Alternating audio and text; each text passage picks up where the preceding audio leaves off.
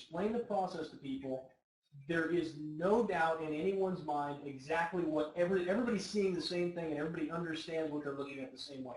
So on that particular chart, 100 out of 100 traders have to agree, no, based on the rules that we've laid out, we did not violate. What we want to get away from is, again, the maybes. Maybe it did, maybe it didn't.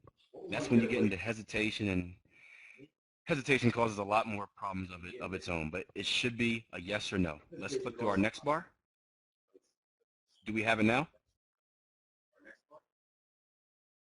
Do we have it now? We have an easily, you guys can see, not only do we put in a lower low, but we have a lower close as well. I think you guys are getting it. Let's get one more example. Find another hard one. That was a pretty good one. Again, we don't plan this stuff out. We just scroll through the charts as they are. Let's delete this. See if I can find a good example that I'm looking for. One to trick you guys.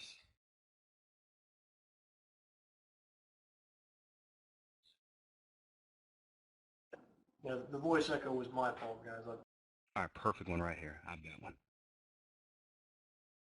So let's take this bullish point. We're going to call this our starting point because this is the place I plan to pick for you guys. We're going to have our starting point. So our initial starting point right here. We then put in our first initial structure high. What are we looking for after an initial structure high? Go ahead and type it in if you know. What should we expect next from the market? Outside return, right? There we go. Outside return. I'll tell you what, this may be one of the better groups we've had. They're they're on it.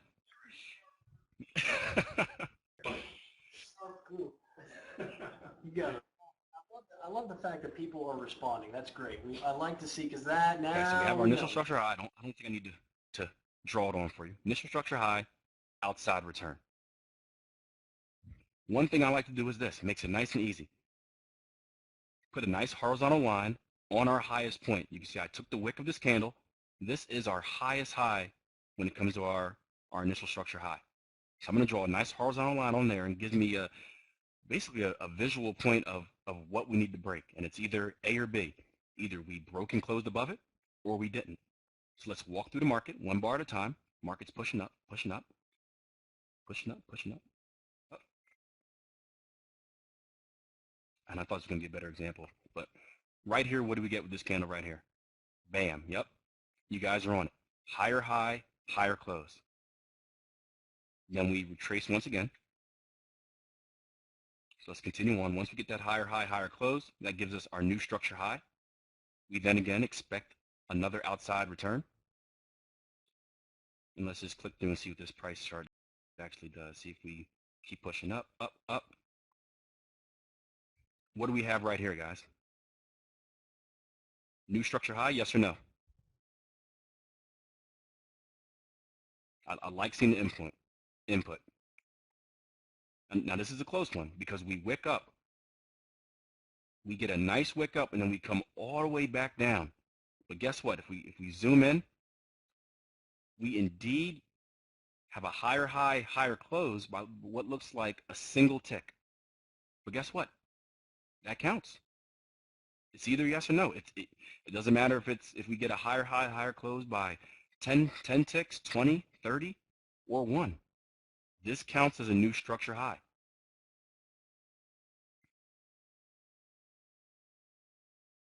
So, no, we don't. And I got the question, do you count the wicks? If you've been paying attention, the wicks don't count.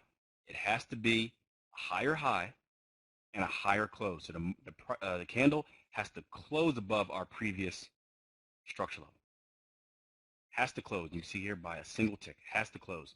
Now, if we would have done something, let's just say, let's pretend this candle right here finished like this.